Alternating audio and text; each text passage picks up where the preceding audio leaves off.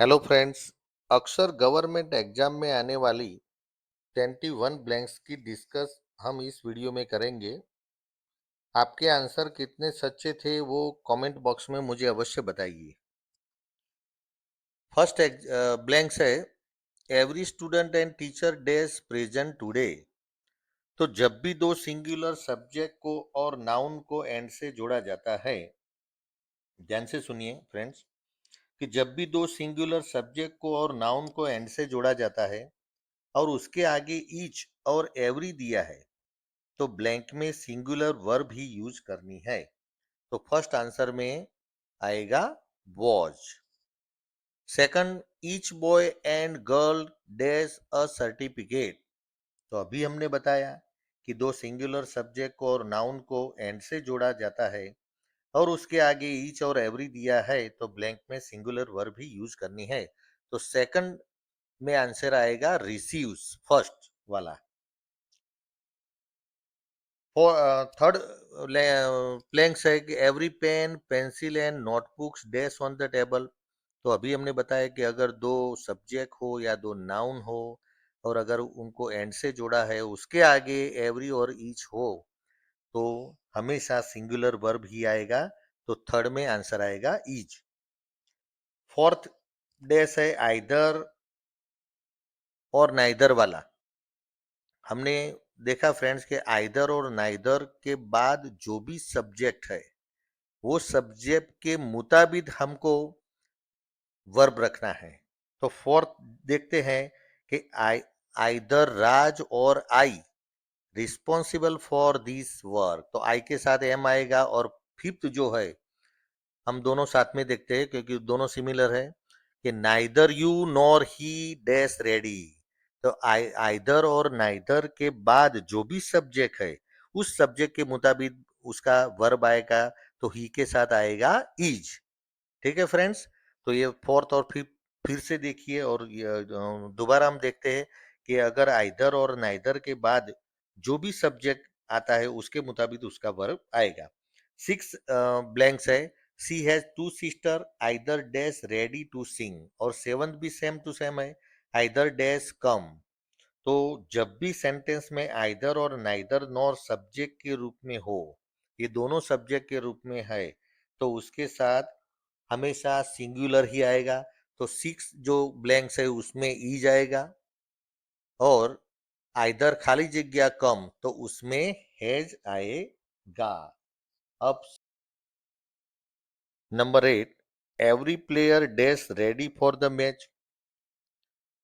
तो friends, every each either के साथ सिंगुलर सब्जेक्ट के बाद जो भी ब्लैंक्स फिल करनी है वो सिंगुलर वर्ब सिलेक्ट करना है। यानी इज और आर में से इज है वो सिंगुलर वर्ब है, तो आंसर आएगा इज। अब नाइन्थ, टेंथ और इलेवेंथ के जो तीन ब्लैंक्स है उसमें नियम सेम है friends. Each of, neither of और आइदर ऑफ, उसके बाद जो भी नाउन या प्रोनाउन आता है वो हमेशा प्लूरल ही आता है। इधर हम देख सकते हैं कि देम है, बॉयज है और बुक्स है। फिर से देखिए कि आइदर ऑफ, नाइदर ऑफ और आइदर ऑफ, उसके बाद जो भी नाउन या प्रोनाउन आता है वो हमेशा प्लूरल फॉर्म में ही आता है। और उसके बाद जो भी वर्ब आती है वो हमेशा सिंगुलर ही आती है। यानी कि नाइन्थ में each of them dash to play, उसमें आएगा वांट्स, क्योंकि वो सिंगुलर डालना है। Each of the boys dash a bicycle, तो उसमें आएगा हैज। और इलेवेंथ में नाइदर ऑफ दिस बुक्स, इसमें आएगा is. Neither of this books is interesting. और ट्वेल्थ है each of the teacher dash English well, उसमें भी ये नियम के मुताबिक टीचीज ही आएगा। अब 13 और 14 जो भी सेंटेंस है वो भी कलेक्टिव नाउन है, कि the committee dash submitted it's final report, कि उसमें है जाएगा कि हैव आएगा। और 14, द कमिटी डैश आर्ग्यूइंग, उसमें वो जाएगा कि वर आएगा। तो देखते हैं कि जब भी कलेक्टिव नाउन के साथ ब्लैंक्स फिल करनी है तो फ्रेंड्स याद रखना कि वो वर्ब हमेशा सिंगुलर ही आता है। तो the committee dash submitted it's final report, तो उसमें आएगा हैज। और 14th है द कमिटी डैश आर्ग्यूइंग, तो उसमें आएगा वॉज। ठीक है फ्रेंड्स। अब 15 जो है ब्लैंक्स, उसमें हम देखते हैं कि रवि एंड मोहन डैश है। तो रवि एंड मोहन दोनों अलग अलग सब्जेक्ट है, तो वो तो हमको पता ही है कि वो प्लूरल वर्ब ही आएगा, तो उसमें आंसर आएगा आर, कि Ravi and Mohan are playing. 16 है the owner and the manager dash arrived. तो जब भी हम सोचते हैं, हम ये दिमाग में रखना है कि जब भी दो सिंगुलर नाउन को एंड से जोड़ा जाता है, जब भी दो सिंगुलर नाउन को एंड से जोड़ा जाता है लेकिन एक ही का संकेत करता है, तो वो सिंगुलर वर्ब का ही यूज करना है। तो the owner and manager dash arrive, तो उसमें हैव न लिख के उसका आंसर आएगा हैज, क्योंकि हमको एक ही का बोध होता है। और रेड एंड ब्लू काइट, खाली जगह फ्लाइंग इन द स्काई। अभी हमने देखा नियम कि जब भी दो सिंगुलर नाउन हो और उसको एंड से जोड़ा जाता है लेकिन उसका बोध होता है ओनली वन थिंग्स का ही, अगर बोध होता है तो उसमें सिंगुलर आएगा, तो उसमें रहेगा इज। लेकिन अभी 18 हम जो डैश देखने वाले हैं कि a cat and a dog dash running in the garden. तो इस सेंटेंस में दो नाउन है या दो वस्तु के आगे अगर सेपरेटली आर्टिकल दिया है, तो दोनों वस्तु या दोनों नाउन डिफरेंट का संकेत देते हैं।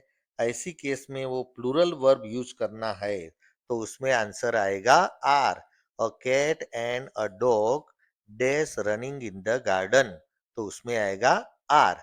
अब 19, 20 और 21 जो तीन डैश है, वो उसको सेम ही उसका एक रूल्स है कि अगर अंग्रेजी में जोड़ी में नाउन यूज होते हैं, ऐसे में सिंगुलर वर्ब लगानी है, क्योंकि ऐसी पेयर सिंगल आइडिया दर्शाता है। Suppose bread and butter, rice and curry, slow and steady, trial and error, time and tide, fish and chips. ऐसे अगर जोड़ी में रखा है तो हमको ये गलती नहीं करना है और आंसर में उसको सिंगुलर ही डालना है। तो bread and butter is my favourite breakfast.